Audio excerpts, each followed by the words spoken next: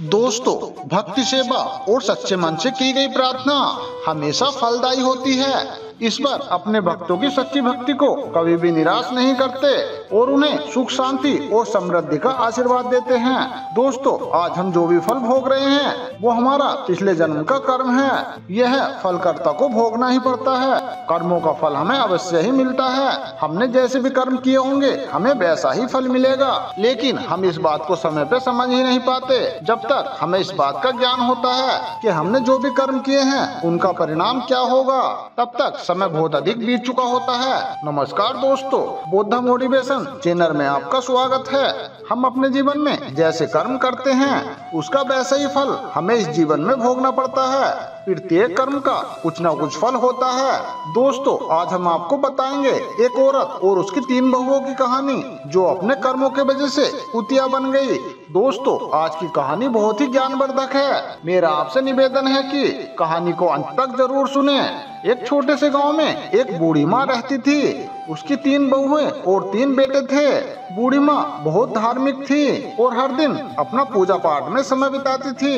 वह सुबह सुबह उठकर गंगा स्नान करने जाती और ईश्वर की पूजा करती थी। वह कार्तिक के महीने में बहुत विशेष स्नान और पूजा करती थी।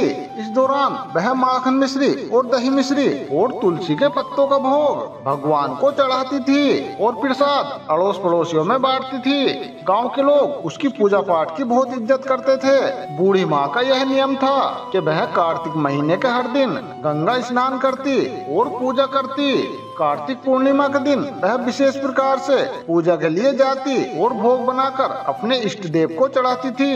लेकिन उसकी 3 बहुओं को ये सब बिल्कुल पसंद नहीं था। वह अक्सर उसकी पूजा पाठ का मजाक बनाती थी और प्रसाद खाने से मना कर देती थी और वे कहती थी इसमें तुलसी के पत्ते हैं, ये हम नहीं खाएंगे। और साथ में ये भी कहती ये सब दिखावा है। यह सुनकर वह बूढ़ी माँ बहुत दुखी होती थी, लेकिन वह चुपचाप अपनी पूजा करती रहती थी। बूढ़ी माँ के पति का कुछ समय पहले ही देहांत हो चुका था, इसलिए वह अब अकेली थी। उसके बेटे भी अपनी पत्नियों के कहने में आकर उनसे दूर हो गए थे। अब वह अपने पूजा पाठ में ही मन लगाती थी और पड़ोसियों में प्रसाद बांटती थी। लेकिन उसकी 3 बहुओं को ये सब बहुत बुरा लगता था और वे कहती थी इस सास को देखो, ये हर समय पूजा पाठ में ही लगी रहती है, वे फालतू में ही खर्च करती रहती है, पंडितों को बुलाती है, दान पुण्य करती है। अगर यह मर जाए तो बहुत अच्छा होगा, कम से कम ये खर्चा तो बचेगा। बूढ़ी माँ ने अपने 3 बेटों को बहुत ही प्यार से पाला था। उस बूढ़ी माँ ने और उसके पति ने मिलकर उनकी बहुत अच्छी परवरिश की थी, लेकिन उसे जब अपने बेटों की सबसे ज्यादा जरूरत थी तब वे उससे मुंह मोड़ चुके थे। बूढ़ी माँ दिन रात भगवान से प्रार्थना करती और अपने बच्चों के लिए आंसू बहाती। वह कहती, हे भगवान, मैंने तो कभी किसी का बुरा नहीं चाहा, फिर मेरे साथ ऐसा क्यों हो रहा है। एक दिन बूढ़ी माँ अपने भगवान के सामने बैठकर प्रार्थना कर रही थी। उसकी आंखों में आंसू थे और वह ईश्वर से कह रही थी, हे पालनहार, मुझे इस दुख से मुक्ति दिलाओ, मेरे बच्चों का भला करो और उन्हें सही रास्ता दिखाओ। इस तरह उस बूढ़ी माँ ने अपने दान पुण्य और पूजा पाठ के नियमों को नहीं छोड़ा, लेकिन उसकी 3 बहुओं ने ये ठान लिया था कि वे अब इस घर में नहीं रहेंगी और बंटवारा करके अलग हो जाएंगी। वे ये सोचती थी अगर हम अलग हो जाएं तो हम अपनी मर्जी से रह सकेंगे और सास के पूजा पाठ के खर्चे से बच सकेंगे। 3 बहुओं ने एक दिन आपस में बात की और बंटवारे की योजना बनाई। उन्होंने अपने पतियों से कहना शुरू किया कि अब हमें अलग हो जाना चाहिए। सबसे छोटी बहू ने अपने पति से कहा, देखिए, बड़े भैया के बच्चे बड़े हो रहे हैं और हमारे बच्चे छोटे हैं, हमें अभी बहुत मेहनत करनी है, बच्चों को पढ़ाना है। अगर हम अलग हो जाएंगे तो हम अपने बच्चों की अच्छी तरह से देखभाल कर पाएंगे। सास का खर्चा बहुत ज्यादा है, हर समय पूजा पाठ में लगी रहती है और बहुत पैसा खर्च करती है। दूसरी बहू ने भी अपने पति को समझाया, देखिए जी, अब बंटवारा हो जाना चाहिए, हम अपनी मर्जी से रहेंगे, क्या खर्चा करना है क्या नहीं करना है ये हम खुद तय करेंगे। सास के नखरे और खर्चे अब हमसे बर्दाश्त नहीं होते, अब हमें अलग रहकर अपने बच्चों का ध्यान रखना है। बड़ी बहू ने भी अपने पति से यही बात कही, बच्चे बड़े हो रहे हैं, कल उनका शादी ब्याह करना है, अगर हम यूं ही पैसे कमाते रहेंगे और सास का खर्चा करते रहेंगे तो भला कैसे चलेगा।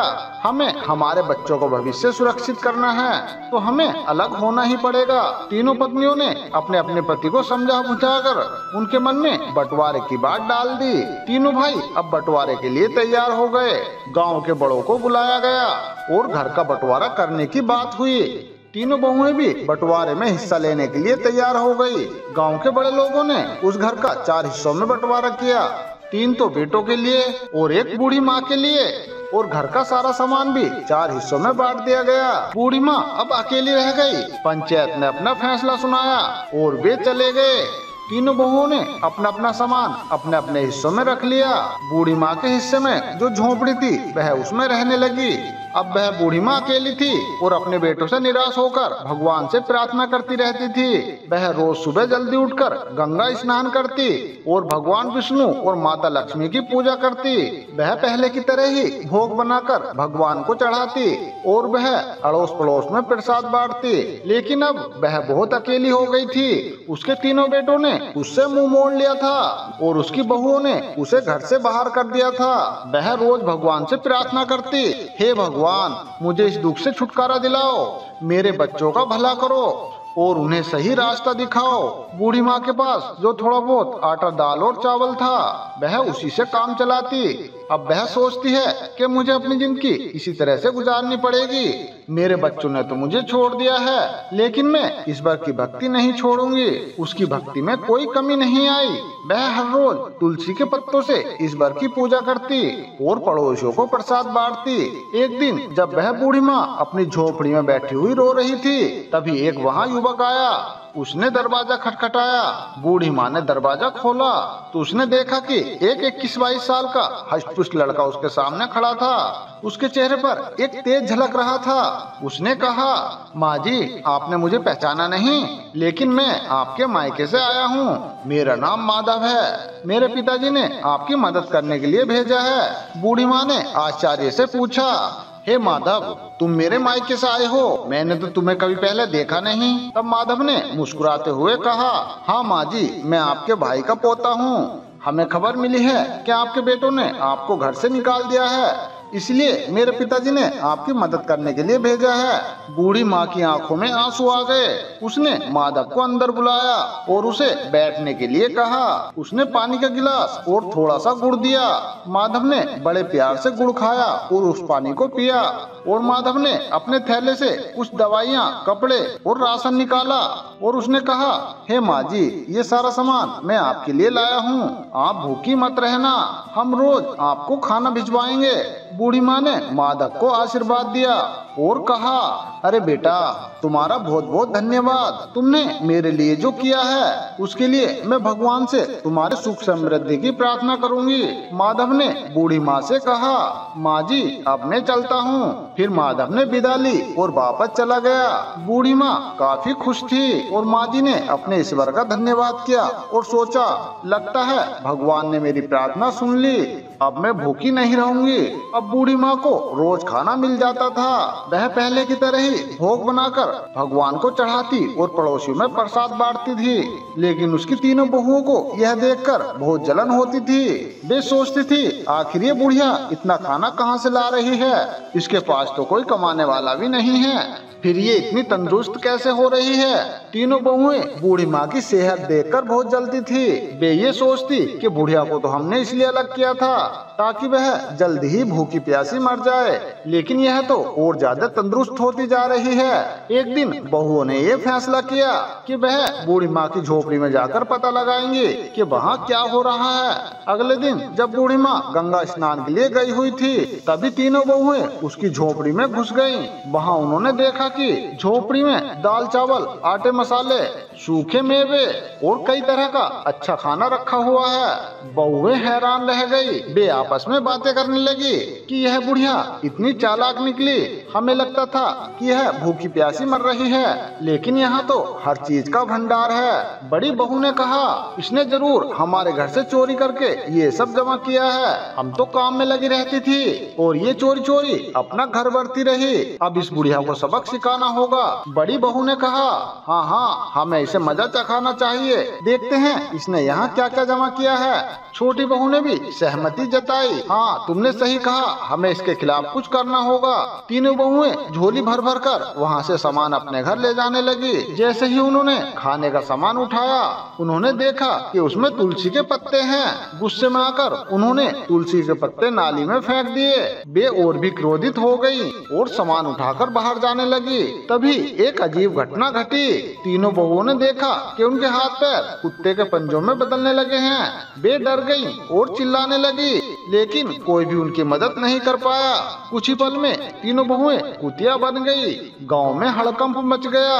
कुछ देर बाद उनके बच्चों और पतियों ने यो देखा तो वे हैरान रह गई। उन तीनों के बच्चे चिल्लाने लगे, मम्मी कुतिया बन गई है, पापा जी देखो, पापा जी देखो, मम्मी कुतिया बन गई है। तीनों पति ये समझ नहीं पा रहे थे कि आखिर ये कैसे हुआ। उन्होंने कोशिश की कि कुतिया को घर से बाहर भगाएं, लेकिन वे घर छोड़ने को तैयार नहीं थी। वे अपनी भाषा में कुछ समझाने की कोशिश कर रही थी, लेकिन कोई भी उनकी बात नहीं समझ पा रहा था। बच्चे रो रहे थे और पतियों को भी रोना आ रहा था। उन्होंने अपने बच्चों को संभालते हुए कहा, अरे चलो अब कुछ नहीं किया जा सकता, जो होना था वो हो गया। हमें अब माँ के आने का इंतजार करना होगा, शायद वो ही कुछ हल बता सकें। गांव के लोग भी इकट्ठा हो गए और ये सोचने लगे आखिर ये अनहोनी कैसे हुई, और सभी ने बूढ़ी माँ के इंतजार का फैसला किया। बूढ़ी माँ को अब रोज के जीवन में थोड़ी सी राहत मिल रही थी। माधव वहाँ रोज खाना रख जाता था और माँ इस बार का भोग लगाकर पहले की तरह प्रसाद बांटती थी, लेकिन उसे इस बात का कोई अंदाजा नहीं था कि उसके घर में क्या हो रहा है। उसे तो यही लगता था कि सब कुछ पहले जैसा ही चल रहा है। इधर तीनों बहुएं कुतिया बनकर घर के आंगन में बैठी थी। उनके घर वालों को घर का सारा काम करना पड़ रहा था। घर वाले बहुत परेशान थे और अपनी पत्नियों की वापसी का इंतजार कर रहे थे। गांव के लोग भी इस अजीब घटना से हैरान थे। हर कोई यही कहता था कि ये सब बूढ़ी माँ की भक्ति और उनकी तपस्या का फल है। गांव के कुछ लोगों ने उस बूढ़ी माँ को गंगा स्नान के लिए जाते हुए देखा था। उन्होंने सोचा कि अब उसे सारी बात बतानी चाहिए। वे उस बूढ़ी माँ के पास गए और बोले, हे माई, तुम्हारे घर में कुछ अजीब हो रहा है। तुम्हारी तीनों बहुएं कुतिया बन गई हैं। बूढ़ी माँ को यह सुनकर बहुत आश्चर्य हुआ। उसने सोचा कि यह कैसे संभव हो सकता है। उसने तुरंत गंगा स्नान किया और घर की ओर आने लगी। उसके दिल में बहुत सारी आशंकाएं थी। उसने भगवान से प्रार्थना की, हे भगवान, मेरे घर की रक्षा करना और मेरे बच्चों को सही रास्ता दिखाना। जब बूढ़ी माँ घर पहुँची तो उसने देखा कि गांव के लोग उसके घर के सामने इकट्ठा थे। उसने पूछा, क्या हुआ, यहाँ इतनी भीड़ क्यों लगी हुई है? गांव वालों ने उसे सारी घटनाएं बताई। बूढ़ी माँ ने अपने बेटों को बुलाया और पूछा, ये सब कैसे हुआ, तुम लोगों ने क्या किया? बेटों ने रोते हुए अपनी माँ को सारी कहानी सुनाई। उन्होंने कहा, हे माँ, हमसे बहुत भारी गलती हो गई। हमारी पत्नियों ने आपके सामान को नाली में फेंक दिया था और उसी समय वे कुतिया बन गई। अब हमें नहीं पता कि उन्हें कैसे ठीक करें। बूढ़ी माँ ने अपने बेटों को दिलासा दिया और कहा, बेटा, ऊपर वाला सब ठीक करेंगे, तुम लोग घबराओ मत। बूढ़ी माँ ने अपने भगवान से प्रार्थना की और उनसे समाधान मांगा। उसने सोचा किसी साधु बाबा या किसी महात्मा के पास इसका समाधान होगा। वह तुरंत ही पास के नगर में एक साधु बाबा के पास गए और उन्हें सारा हाल बताया।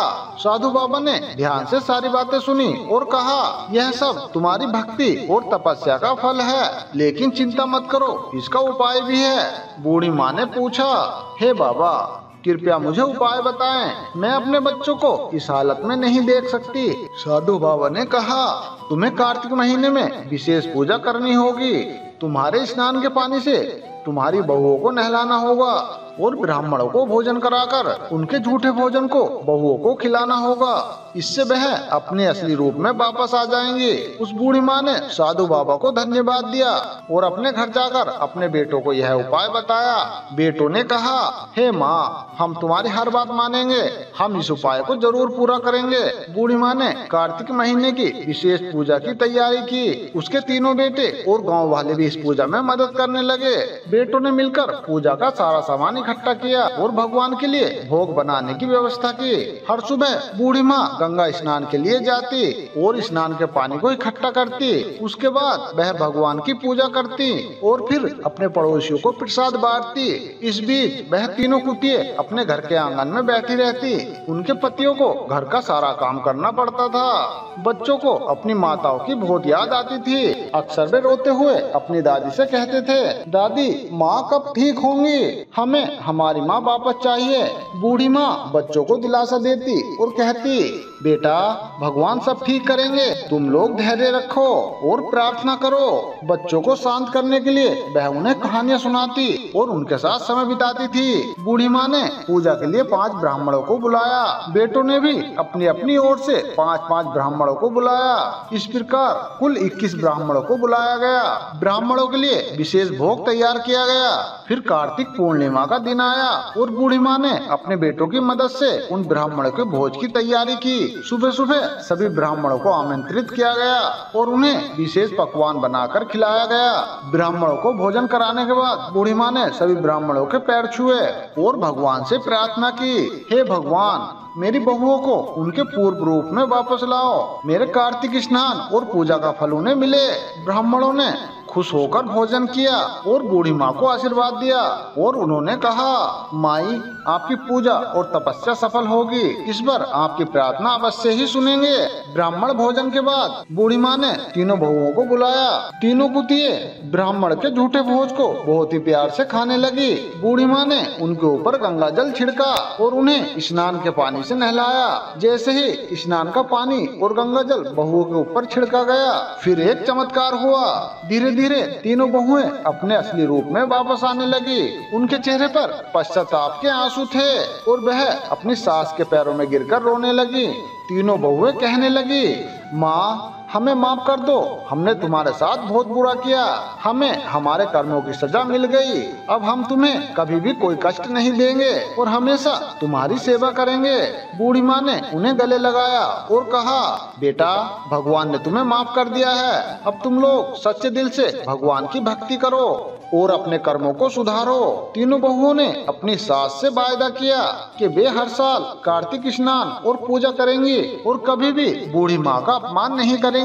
इस तरह पूरे परिवार ने मिलकर भगवान की पूजा की और प्रसाद बांटा। तीनों बहुओं के अपने असली रूप में वापस आने के बाद घर में एक नई ऊर्जा और शांति का माहौल बन गया। बूढ़ी माँ की तपस्या और पूजा पाठ ने पूरे परिवार को एक नया जीवन दिया था।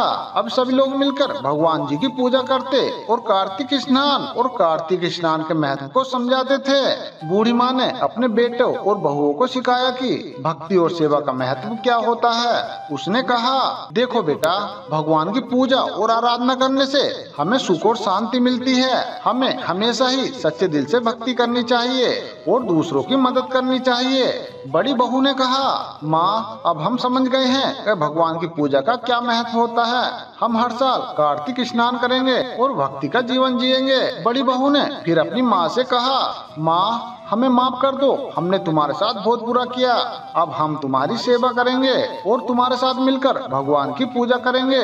छोटी बहू ने भी अपनी माँ से वादा किया, माँ अब हम सब मिलकर रहेंगे और कोई भी तुम्हें कभी तकलीफ नहीं देगा। हम हर साल कार्तिक स्नान और पूजा करेंगे। बूढ़ी माँ बहुत खुश हुई और अपने बच्चों को आशीर्वाद दिया। अब घर में सब मिलजुल कर रहने लगे। बूढ़ी माँ ने कहा, एक तुलसी के पत्तों में दिव्य शक्ति होती है और भगवान को यह बहुत प्रिय है। हमें सच्चे मन से पूजा करनी चाहिए और भगवान का भोग लगाना चाहिए। दोस्तों इस कहानी से हमें यह सीखने को मिलता है, भक्ति सेवा और सच्चे मन से की गई प्रार्थना हमेशा फलदायी होती है। भगवान अपने भक्तों की सच्ची भक्ति को कभी निराश नहीं करते और उन्हें सुख शांति और समृद्धि का आशीर्वाद देते हैं। दोस्तों आज हम जो भी फल भोग रहे हैं वह पिछले जन्मों के कर्मों का फल है। कर्मों का फल हमें अवश्य ही मिलता है। हमने जैसे भी कर्म किए होंगे हमें वैसा ही फल मिलेगा, लेकिन हम इस बात को समय से समझ नहीं पाते। तो दोस्तों अब आप समझ गए होंगे कि कर्मों का फल कैसे मिलता है। अगर हमारी वीडियो आपको अच्छी लगी हो तो कमेंट बॉक्स में बोधायन हमें अवश्य लिखें। तो मिलते हैं दोस्तों इसी तरह की एक और नई वीडियो के साथ। तब तक आप अपना ध्यान रखिए और हमेशा खुश रहिए।